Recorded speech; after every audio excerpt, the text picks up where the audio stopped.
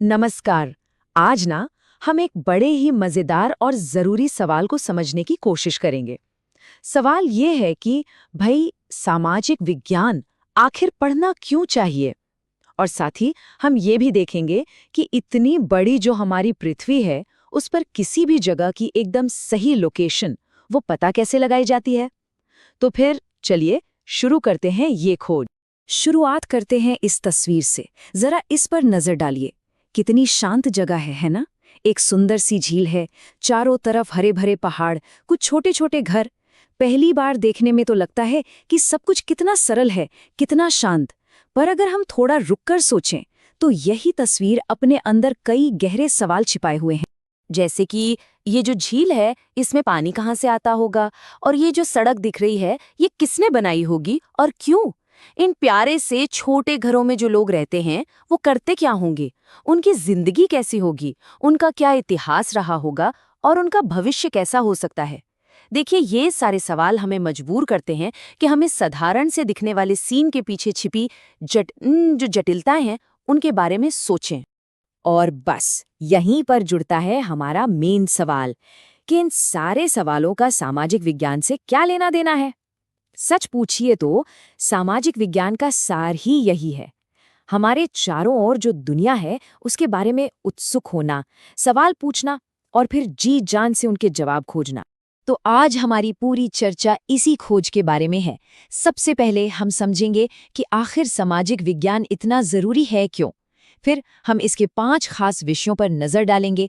ये समझ लीजिए कि ये दुनिया को देखने के 5 अलग-अलग चश्मे हैं। इसके बाद हम गोता लगाएंगे नक्शों की मजेदार दुनिया में।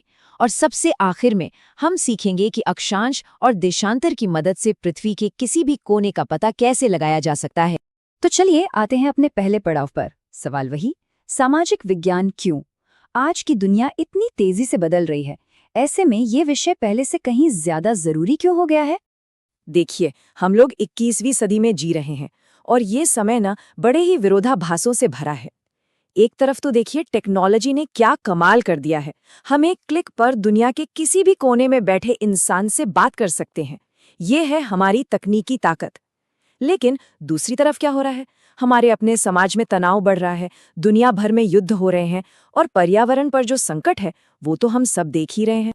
तो ऐसे में सवाल ये उठता है कि हम सब मिलकर इन समस्याओं को सुलझाएंगे कैसे? एक समाज के तौर पर हम शांति से एक दूसरे के साथ मिलकर रहना कैसे सीख सकते हैं? ये आज मानवता के सामने सबसे बड़े सवाल हैं, सबसे बड़ी चुनौतियां हैं। और इन्हीं मुश्किल सवालों के जवाब खोजने का रास्ता वो सामाजिक विज्ञान से होकर ही गुजरता है। आप इसे एक कंपास की तरह समझिए। एक ऐसा कंपास जो हमें मानव समाज की भूल भुलैया को समझने में मदद करता है और एक बेहतर कल की तरफ रास्ता दिखाता है।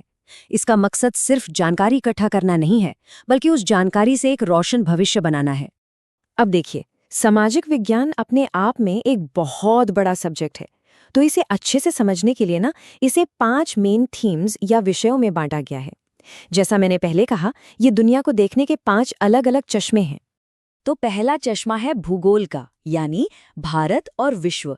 इससे हम ये समझते हैं कि हमारी जमीन ने, हमारी धरती ने इंसानी बस्तियों को कैसे बनाया, कैसे संवारा। मिसाल के तौर पर सोचिए, कैसे विशाल हिमालय ने उत्तर भारत की संस्कृति पर अपना असर डाला। वहीं दक्षिण भारत के जो लंबे लंबे समुद्र तट हैं, उन्होंने वहां के राज्यों को दुनिया से व्यापार करने और जुड़ने में कितनी मदद की। दूसरा चश्मा है इतिहास का, जिसे हम अतीत का आईना भी कह सकते हैं। देखिए, इतिहास सिर्फ पुरानी कहानियां नहीं है, नहीं, ये तो हमारे आज को समझने की चाबी है। जैसे जब हम भारत के स्वतंत्रता संग्राम को समझते हैं, तभी हमें अपनी आज की आज़ादी और लोकतंत्र की असली कीमत समझ आती है। फिर आता है तीसरा विषय, हमारी सांस्कृतिक विरासत। इससे हम अपनी संस्कृति, अपनी कला और ज्ञान की जो हमारी पुरानी परंपराएं हैं, उन्हें समझते हैं। सबसे अच्छा उदाहरण है योग और आयुर्वेद का। ये भारत की हजारों साल पुरानी ज्ञान परंपरा का हिस्सा है। लेकिन आज देखिए, पूरी दुनिया अच्छे स्वास्थ्य के लिए इन्हें अपना रही है। चौथा विषय है शासन और लोकतंत्र, और ये विषय हमें एक जिम्मेदार नागरिक बनाता है। सोचिए, जब हम ये समझते हैं कि सरकार काम कैसे करती है, हमारे अधिकार क्या हैं, हमारे कर्तव्य क्या हैं, तभी तो हम अपने समाज में कोई अच्छा बदलाव ला सकते हैं, चाहे वो एक छोटा सा वोट डालकर हो या अपने मोहल्ले की किसी समस्या के लिए आवाज उठाकर। और हमारा पांचवा और आखिरी चश्मा है हमारे आसपास का आर्थिक जीवन। इसे हम पैसे और बाजार की दुनिया को समझते हैं। एक बहुत छोटा सा फैसला, जैसे किसी लोकल कारीगर से कोई सामान खरीदना, ये छोटा सा काम भी हमारे आसपास की अर्थव्यवस्था को कैसे मजबूत कर सकता है, ये सब हम इसी में सीखते हैं। तो ये थे वो 5 नजरिए जो सामाजिक विज्ञान हमें दुनिया को समझने के लिए देता है। अच्छा, अब दुनिया को समझने का एक बहुत ही बेसिक और जरूरी तरीका क्या है? उसे देखना, उसे मापना। और बस यहीं पर हमारी मदद करने के लिए आते हैं मानचित्र, यानी कि नक्शे। चलिए एक छोटा सा मजेदार सा खेल खेलते हैं। कल्पना कीजिए, आप इस शहर के रेलवे स्टेशन पर उतरे हैं और आपके हाथ में ये नक्शा है। तो अब जरा सोचिए और बताइए, अगर रेलवे स्टेशन से बैंक जाना है तो कौन सा रास्ता पकड़ेंगे? बस यही तो है नक्शे का जादू। ये हमें सिर्फ ये नहीं बताता कि कोई जगह कहाँ है, बल्कि ये भी बताता है कि वहां तक पहुंचना कैसे है। किसी भी नक्शे को ठीक से पढ़ने के लिए ना, हमें उसकी भाषा के 3 सबसे जरूरी शब्द सीखने होते हैं। ये हैं दूरी, दिशा और प्रतीक। चलिए फटाफट इन्हें समझते हैं। सबसे पहला है दूरी, जिसे हम स्केल या पैमाने से दिखाते हैं। ये बस एक रेशो है, एक अनुपात। मान लीजिए नक्शे पर लिखा है 1 सेंटीमीटर बराबर 1 किलोमीटर, तो इसका सीधा सा मतलब है कि नक्शे पर अगर 2 जगहों के बीच की दूरी 1 सेंटीमीटर है तो असल में जमीन पर वो पूरे 1 किलोमीटर के बराबर होगी। दूसरा शब्द है दिशा। आपने देखा होगा ज्यादातर नक्शों पर एक तीर बना होता है जिसके साथ U या N लिखा होता है। ये हमें बताता है कि उत्तर दिशा किधर है।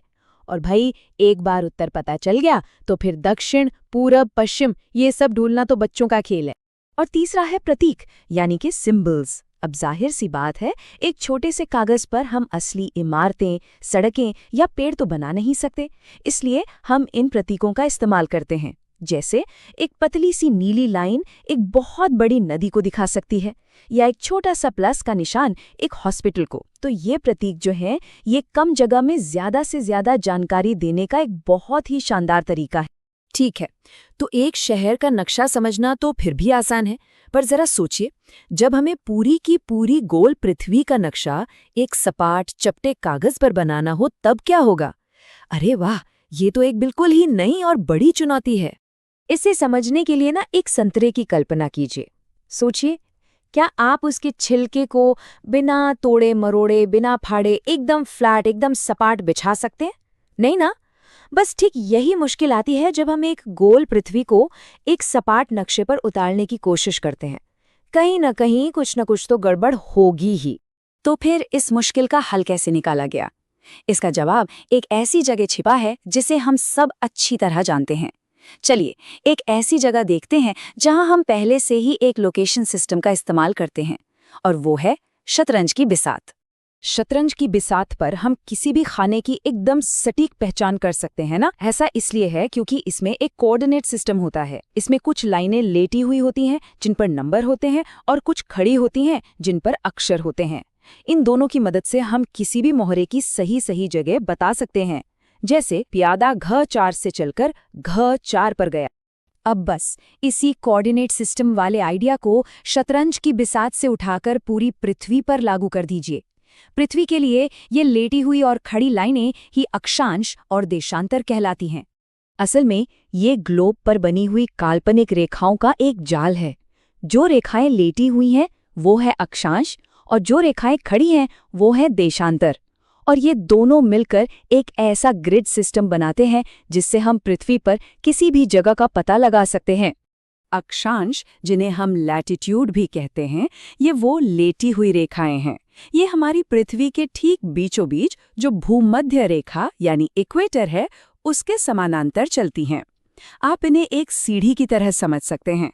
मान लीजिए भूमध्य रेखा 0 वाला डंडा है और आप उस पर उत्तर या दक्षिण की ओर ऊपर नीचे कदम बढ़ा रहे हैं।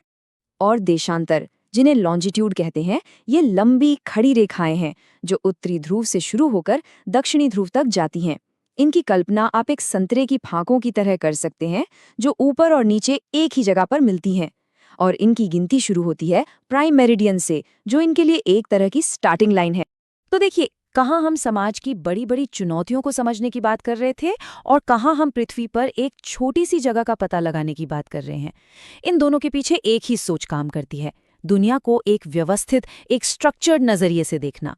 तो अगली बार जब कोई नक्शा देखें तो ये जरूर याद रखिएगा कि ये सिर्फ कुछ लकीरों और निशानों का खेल नहीं है। और जाते जाते एक सवाल छोड़ जाता हूँ, जब हम दुनिया को इस तरह के एक स्ट्रक्चर्ड फ्रेम में, एक व्यवस्थित लेंस से देखते हैं, तो ये हमारे सोचने के तरीके को, हमारे नजरिए को कैसे बदल देता है, इस पर जरूर सोचेगा।